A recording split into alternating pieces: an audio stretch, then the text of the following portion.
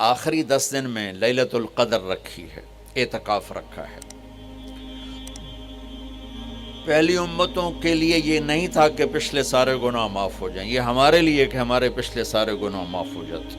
اللہ تعالیٰ کا عرش پہلے آسمان پہ آ جاتا ہے، جنت کے دروازے کھل جاتے ہیں، جہنم کے بند ہو جاتے ہیں، شیطان قید ہو جاتے ہیں، اور سمندر کی مچھلیاں اور زمین کی چونٹیاں تک روزہ رکھنے والوں کے لیے دعا کرتی ہیں، اور اللہ تعالیٰ جنت کو روزانہ کہتا ہے ان قریب میرے نیک بندے بندیاں آنے والے ہیں، تو ان کے لیے میک اپ کر لے، تو ان کے لیے تیار ہو جائے۔ یہ اللہ تعالیٰ کی رحمت کو لینے کا سیزن ہے۔ پہلی امتوں کو اعتکاف نہیں ملا تھا، ہمیں اعتکاف ملا ہے کہ 10 دن اللہ دے بوئے تے پہ جاؤ، یا اللہ تیرے کو معافی کروا کے ہی اٹھنا ہے، ہمیں اٹھنا ہی کوئی نہیں۔ تو جو دروازے پہ آ جاتا ہے آدمی اسے معاف کر ہی دیتا ہے۔ کوئی بہت ہی سخت دل والا ہو تو معاف نہ کرے، ورنہ بڑے سے بڑے غصے والے بھی کہتا اچھا جی جاؤ معاف کیتا۔ اس میں ایک لیلۃ القدر ہے، وہ بعد میں بات کرتا ہوں۔ پھر اللہ تعالیٰ نے اس میں غریب آدمی کی کہ روزے اچھے گزر جائیں، عید اچھی گزر جائے، اس کے لیے اللہ تعالیٰ نے صدقہ فطر رکھا ہے۔ ہم اسے عید کے ساتھ جوڑ دیتے، پہلی رمضان سے دینا چاہیے تاکہ غریب اپنا کوئی روزہ تو رکھ سکے۔ پہلی رمضان سے 29 رمضان تک جب مرضی دے دیں، اور اگر وہ فطرانہ ادا نہیں کرتا تو اس کے روزے اس کے سر کے اوپر سے بھی نہیں جاتے، وہیں کھڑے رہتے ہیں۔ اور عام طور پر یہاں اخبار میں ٹی وی پر گندم کے لحاظ سے آتا ہے 2 سیر کڑک دے دو، وہ تھوڑے سے پیسے ہیں، 100-200 روپے ہے۔ میں آپ سب مالدار لوگ بیٹھے ہیں، میں آپ کو اپنے نبی کا صدقہ فطر بتاتا ہوں کہ آپ کیا دیتے تھے۔ آپ کشمش دیتے تھے، کھجور دیتے تھے، جو بھی دیے ہیں۔ تو کشمش 3 کلو، بازار میں 3.5 کلو، بازار میں جا کے پوچھیں جو سب سے اچھی کشمش ہو یا پھر درمیانی، گھٹیا نہیں درمیانی اور سب سے اچھی، پتہ کرے وہ کتنی ہے، 1000 روپے کلو ہے، 1500 روپے کلو ہے۔ آپ کے گھر کے 4 افراد ہیں تو ایک گھر سے 6000 روپیہ غریب کو جائے گا۔ آج تو 6000 میں ایک ہفتہ نہیں گزرتا۔ تو اب سب سے عرض کرتا ہوں ویسے بھی خیرات کریں، افطاریاں کروائیں، اور صدقہ فطر کشمش کے حساب سے دیں۔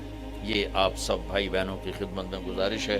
اللہ نے آپ کو رزق دیا، خرچ کریں، یہی آپ کے ساتھ جائے گا، باقی سارا ادھر ہی رہ جائے گا۔ لیلۃ القدر، انا انزلناہ فی لیلۃ القدر وما ادراک ما لیلۃ القدر لیلۃ القدر خیر من الف شہر تنزل الملائکۃ فیہا باذن ربہم من کل امر سلام ہی حتی مطلع الفجر۔ ہم نے قرآن کو لیلۃ القدر میں اتارا، تمہیں کیا خبر کہ لیلۃ القدر کیا ہے؟ لیلۃ القدر 1000 مہینوں سے بہتر ہے۔ اس میں فرشتے اترتے ہیں اور یہ صبح تک رہتی ہے۔ لفظ قدر عربی میں اس کا ایک مطلب ہے قیمت۔ سبحان اللہ۔ تو اللہ نے کہا میں تمہیں بتاؤں، آپ سب تاجر بیٹھے ہو، لیلۃ القدر کی قیمت کیا ہے؟ 1000 مہینوں سے بہتر ہے، 1000 مہینوں سے بہتر ہے۔ اب 1 روپے پر 1000 نفع لے سکتے ہیں؟ دنیا میں کوئی ایسا کاروبار ہے؟ جو ہیروئن بیچتے ہیں وہ بھی نہیں لے سکتے۔ اور میرا اللہ کہہ رہا ہے ایک رات 1000 مہینے، یعنی کوئی 82-83 سال۔ یہ تو آ گیا پہلا قدر۔ دوسرا اس کا مطلب ہے تنگ پڑ جانا، تنگ پڑ وقت فقدر علیہ رزقہ۔ تو تنزل الملائکۃ فیہا، تنزل الملائکۃ والروح فیہا، کہ اس رات اتنے فرشتے اترتے ہیں کہ زمین تنگ پڑ جاتی ہے۔ سبحان اللہ، اتنے فرشتے آتے ہیں زمین تنگ پڑ جاتی ہے۔ تیسرا مطلب ہے قدر، مقدار کو، تو اللہ تعالیٰ نے اس کا آخری مطلب بھی بتایا، سلام ہی حتی مطلع الفجر، کہ یہ فجر کی نماز تک، فجر کی اذان تک یہ رہتی ہے۔ 3 مطلب ہیں قدر کے، تینوں اللہ نے قرآن میں کور کیے۔ قیمت کیا ہے؟ 1000 مہینوں سے بہتر۔ تنگی کیا ہے؟ فرشتوں سے زمین بھر جاتی ہے۔ مقدار کیا ہے؟ صبح صادق۔ لیلۃ القدر 27 کی نہیں ہوتی، 21، 23، 25، 27، 29۔ اب یہ 5 راتیں جاگنے چھٹ، آپ لوگ تو ویسے رات کے بادشاہ ہو، جاگ لو۔ تو لیلۃ القدر مسجد میں نہ گزارو، گھر میں گزارو۔ یہ مسجدوں میں اشتہار لگ جاتے ہیں، فلاں کے ساتھ شب قدر گزاریں، فلاں حضرت کے ساتھ شب قدر گزاریں، پھر ادھر کوئی صلاۃ تسبیح پڑھ رہا ہے باجماعت، عورتیں صلاۃ تسبیح کی جماعت کرا رہی ہیں، اور پتہ نہیں اور کتنی عجیب و غریب قسم کی عبادات شروع ہو جاتی۔ یہ نفلی عبادت ہے، میرے نبی گھر میں پڑھتے تھے۔ آپ نے اشراق کے سوا ہر نفل گھر پڑھا، ہر سنت گھر میں پڑھی، تو آپ لیلۃ القدر کو یہ مستورات بھی آپ بھی اکٹھے ہو کے نہیں منانا، الگ الگ مصلی بچھا کر اپنے اللہ سے رونا دھونا کرو، اپنے اللہ کو منانا کرو، میں بھی کروں آپ بھی کریں۔ نوافل کی جیسے ابھی شب برات گزری تو اشتہار تھے، میں جا رہا تھا ادھر غلام آباد میں ایک جنازہ ہو گیا تھا، تو اشتہار فلاں حضرت کے ساتھ شب برات گزاریں، فلاں مسجد میں شب برات گزاریں، فلاں جگہ شب برات گزاریں۔ بھائی وہ گھر میں منانے کی ہے، مسجد میں نہیں۔ میرے نبی نے نفلوں کو تنہائی میں ادا کیا، فرض کو مجمع میں ادا کیا۔ لیلۃ القدر میں جاگنا نفل ہے، اور پھر جب کٹھے ہو جائیں گے لوگ اور عورتیں تو پھر ساتھ غیبت بھی چلے گی، اور ایک غیبت کا بول ساری رات کو اڑا کے رکھ دے گا۔ مردوں یا عورت کٹھے ہو جائیں، غیبت سے تو بچتے نہیں، نہ ہی رک سکتے ہیں۔ سندھ سے ہم بائی روڈ آ رہے تھے، کراچی سے بائی روڈ جماعت تھی، تو وہ راستے میں بڑی غیبت کریں، نوجوان تھے سارے نئے نئے، میں چپ کر کے سنتا رہا۔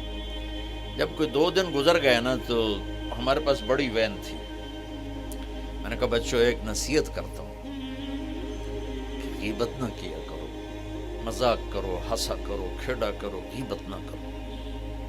تھوڑی سی میں نے اس پہ بات کی تو بڑے متاثر ہوئے، کہا جی ٹھیک ہے انشاءاللہ آئندہ بالکل نہیں کریں۔